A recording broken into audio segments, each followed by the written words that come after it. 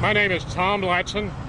I'm an air safety investigator for the National Transportation Safety Board. I happen to be based here in Houston, Texas, and I responded yesterday to the scene of this fatal crash here just north and west of the Houston Hobby Airport. The airplane that crashed was a 2012 model Cirrus Model SR20. Registration number is N4252 Golf. It was registered to an LLC corporation up in Moore, Oklahoma, and it was normally based at the OUN airport at Norman, Oklahoma. The radar data I have shows that the aircraft left Norman about 10 o'clock yesterday, Thursday morning the 9th at about 10 o'clock, and arrived at the Houston Hobby Airport just before 1 o'clock yesterday on Thursday. On the first approach, the pilot was being vectored to land on runway 4 to the northeast at Houston Hobby Airport. And for some reason, the air traffic controller directed them to go around. The pilot made a right turn and was directed to land on runway 35, landing to the north. During that second approach to runway 35, or the second approach, the pilot was again instructed to go around because they appeared to be too high. The pilot made a go around and went to the right and was being vectored for a third approach, this time the second approach to runway 35 to the north. During this approach, the pilot decided that they would make a go around themselves without direction. They announced that they were going around and began to climb out to the north. Several witnesses saw the aircraft slow and low, and about 1/2 mile north of the airport, witnesses saw the aircraft bank to the left and impact at the 6900 block of Telephone Road. Impacted in the parking lot of an Ace Hardware store and struck the ground. I have seen the security camera video on this business that showed the aircraft was in a flat spin at the moment of impact. During the impact sequence, the ballistic rocket motor for the parachute recovery system deployed, but the parachute canopy did not deploy and remained stowed in the aircraft. I arrived on scene about an hour and a half after the impact. The fire department was notified immediately by the Houston Aircraft Control Tower, and they responded immediately. There was no fire, and the police, EMS, and medical examiner quickly responded to secure the scene, and then I arrived shortly after. Several inspectors from the local Federal Aviation Administration Flight Standards Office. We completed our initial evaluation and photographs and the description of the accident scene yesterday, and then continued this morning beginning at 8 o'clock. And you can see from video that the aircraft has already been removed from the parking lot and will shortly be transported all the way to a secure aircraft storage facility in the Dallas area. I have retrieved several pieces of non-volatile memory that will show very precisely the aircraft's orientation, attitude, speed, altitude during the last moments of flight, and I will be able to review that in the coming weeks. Next week on Monday, I will travel to that secure storage facility in the Dallas area. I will be joined by all those other investigators that assisted me, and will do a more thorough examination of the airplane and a complete teardown of the engine. If there are any witnesses that saw this aircraft in flight, especially just before the accident occurred, please ask them to contact witness@ntsb.gov. If there are any family members or friends that I have not already spoken with, ask them to contact assistance@ntsb.gov. I will publish a factual report within the next week, likely in the first part of next week, that will be available on the web. And within the next 6 months to 1 year, I'll publish a final, very thorough factual report, and that will contain only the facts of the accident. 2 or 3 months after that, the 5 presidentially appointed board members of the NTSB will read my factual report, and they will decide on a brief statement of the accident report, and they'll come up with a probable cause statement. Anyone over here have a question? Yes, Tom. Talk about the maintenance on the plane. Was it up to standards? Did it have its recent maintenance review? The question was the maintenance on the aircraft. I do not yet have logbooks. I expect to have complete aircraft maintenance logbooks probably by the time I get there Monday. I will take physical possession of those originals, do a very thorough evaluation of those. I don't know the answer to your question earlier. Have you been able to get the experience of this pilot, see any of her? I know the logbook would be on board, but hear any of the history of how long she's been flying? I do not know the answer to that. I know that the aircraft was new, and I believe the pilot has been flying it since the company bought the aircraft in 2012. I do not yet know her experience, but I will find that out later. You had mentioned that the pilot, did the pilot initiate the third attempt on her own, or I was a little clear about that? The question was, on the third attempt, did the pilot initiate the go-around without direction? That is correct. The pilot notified the control tower that she was executing a go-around maneuver. So, since we don't know anything about her, but as far as trying to land at Hobby Airport with 737s around you and a relatively small plane, can you speak to the complications of that type of landing and what may have caused her disorientation as it appears to be? The question was, what about the complexity of an aircraft landing, like a light aircraft like this, landing at the airport intermixed with other types of aircraft such as helicopters and jet airplanes? I will certainly be looking at that. I have briefly reviewed the control tower audio, and I have briefly reviewed the control tower video. I will have an NTSB air traffic control investigator that is traveling to Houston next week that will much more thoroughly and much more completely address that. Any other questions? Sir, what was the state of the parachute pull T-handle? Had it been pulled? The question was on the ballistic parachute recovery system. On this aircraft, it's called a CAP system, commonly called a ballistic recovery parachute. It has the ability for the pilot or the front seat passenger to pull the T-handle, activate the parachute, the rocket that deploys the parachute. The video clearly shows that the rocket only deployed at the moment of impact. But could you determine whether or not the actual handle had been pulled? If I had video of the inside of the aircraft, the question was, did I know what was the state of the T-handle? I don't know what was the state of the T-handle at the moment the rocket deployed. I may know what is the state of the T-handle now after the crash sequence, but certainly things could have changed since then. Last follow-up, sir, I apologize, but would it be normal state of operation for the rocket to launch on impact? Is there anything to explain that, where the rocket would launch? The question was, is it normal for the rocket to deploy? This was a very violent impact. I don't know the answer to that. Actually, the non-volatile memory that's on this aircraft very carefully records much of the data on the ballistic recovery chute, and that I will be able to see that electronically. Tom, for us non-aviators, what's the danger of coming in high? Why would the tower waiver off for coming in high? For me and for our viewers who don't understand. The question was, what's the danger of an aircraft coming in high or fast or slow? I don't yet know that answer because I've only briefly reviewed the audio and the video. My air traffic control investigator, who will come on scene next week, will certainly address that issue. Question? How high was she coming in? How high was she coming in? I briefly reviewed it. I don't know. I don't know the maximum altitude, and I don't know the altitude at the time the accident event started.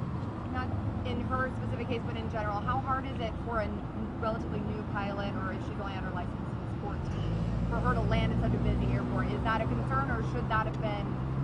The question was, how difficult is it for a pilot with perhaps a lesser experience level. I don't know the level of the pilot's experience.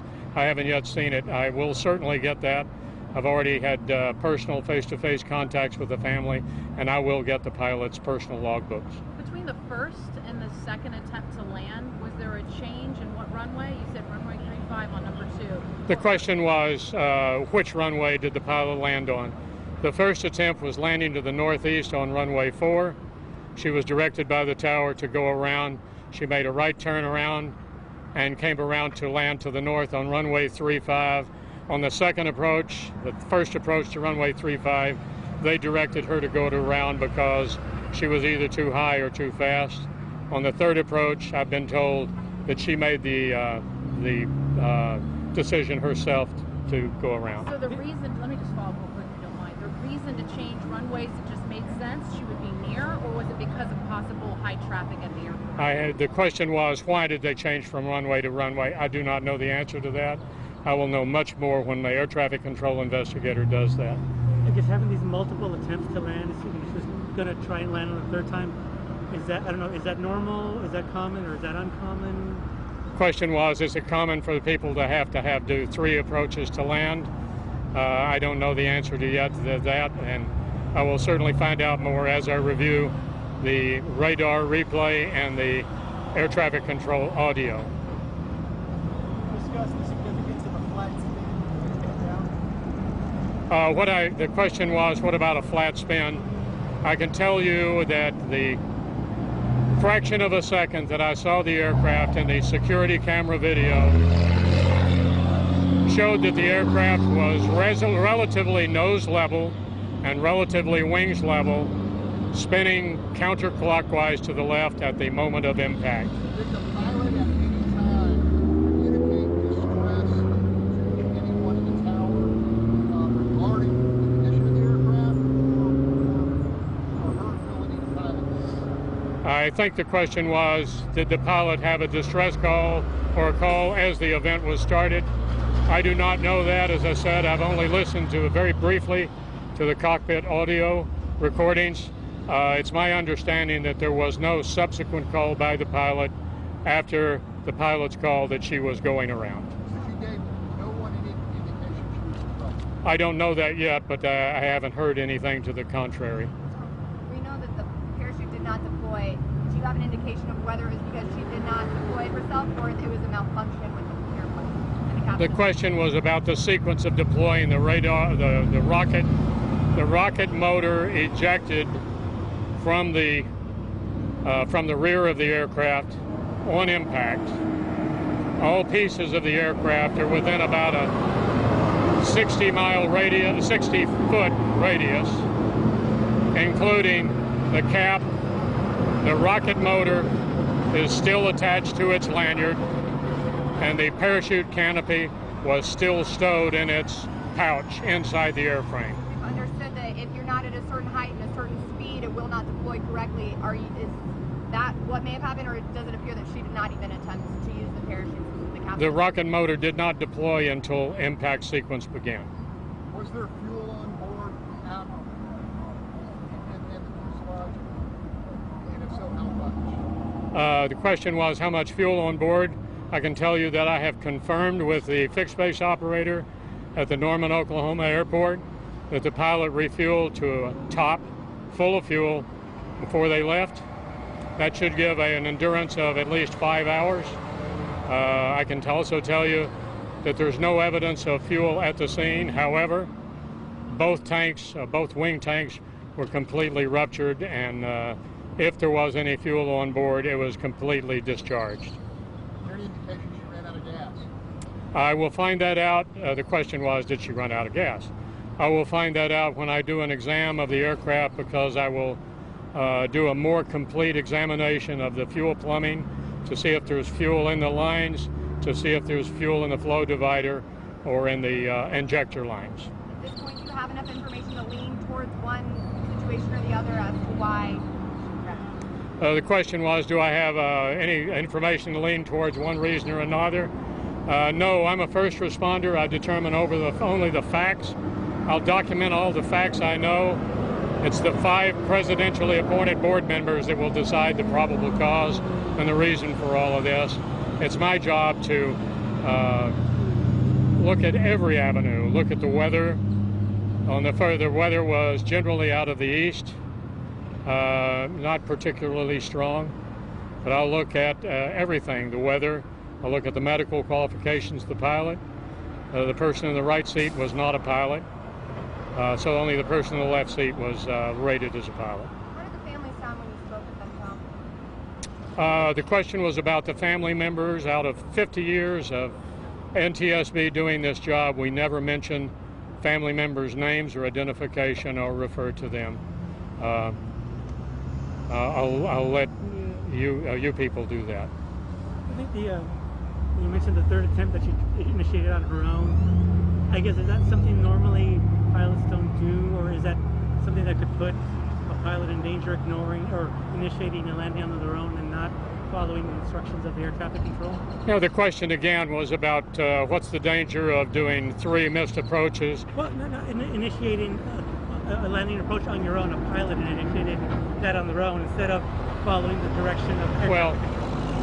A go-around is going to be called by any pilot or any co-pilot in an airliner, or by an air traffic controller if any one of those people sees a reason where they think that maybe the landing is not going to be exactly as they want. So that is a reason that sometimes an air traffic controller will direct a pilot to go around for any one of many reasons. Either they were high too fast, somebody was behind them, was coming up too fast, or there was going to be a runway incursion, or the pilot may decide to do the go-around based on the fact that they don't feel comfortable about the outcome of the landing. Does that answer your question? Was there an indication of the spacing between the 737 that appeared to be right behind her on that third attempt and the plane itself? The question was, is there a problem about spacing by the aircraft behind on the first approach?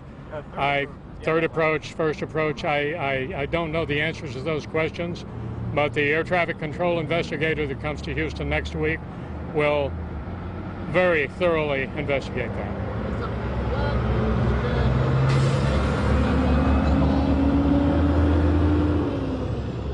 The question was, what is a flat spin? The aircraft stalls when it exceeds the critical angle of attack and no longer has the forward speed over the wing to maintain the proper lift, and it goes into a flat spin for any number of reasons if the aircraft is uncontrollable. All I know is that the last second or fraction of a second, the aircraft was relatively wings level, relatively nose level, and rotating counterclockwise to the left.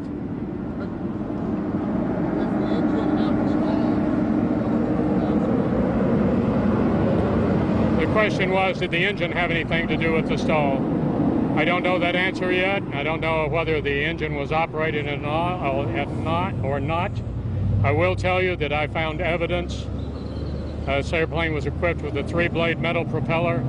There is evidence of significant power at impact by all 3 propeller blades. So one follow-up again to my question, but so then does a pilot have to wait to get clearance from air traffic control to initiate a landing? Can a pilot do that on their own as far as initiate a landing, or do they have to wait? The question was, does the pilot have to get permission to land? I understand briefly that on all 3 landings, the pilot had been cleared to land by the control tower, and for one reason or another was directed to go around on the first approach, and for one reason or another was directed to go around on the second approach. On the third approach, the pilot decided on her own. But she was still clear to land, even though she made that decision to turn on the third approach, they still cleared her to land after she did the turn? On all 3 approaches, the pilot was cleared to land by the tower. And was it as she was going back up for that third, as she was turning, or was it as she was coming back down for that third attempt when she encountered the problem? I don't know the answer to that yet because I haven't specifically listened to the audio, but I do know that the pilot had a clearance to land during all 3 landing attempts. But you said on the final one she veered away from landing, or I guess I'm a little... No. Radar data shows that the aircraft was landing on runway 35, continued straight to the north, and just before the accident began, she initiated a turn to the left as directed by the tower. You know if the pilot has used this airport before? Say again? You know if the pilot has landed this airport prior? The question was, do I know if the pilot has landed here before? I do not know. If that's all, you can reach Peter.Knudson, Knudson, at NTSB.gov. Is a public affairs officer, and you can reach him for further information. Tom, you think this will be it for today? Briefing? This is the last briefing I planned. You can get more from Peter. Thank you.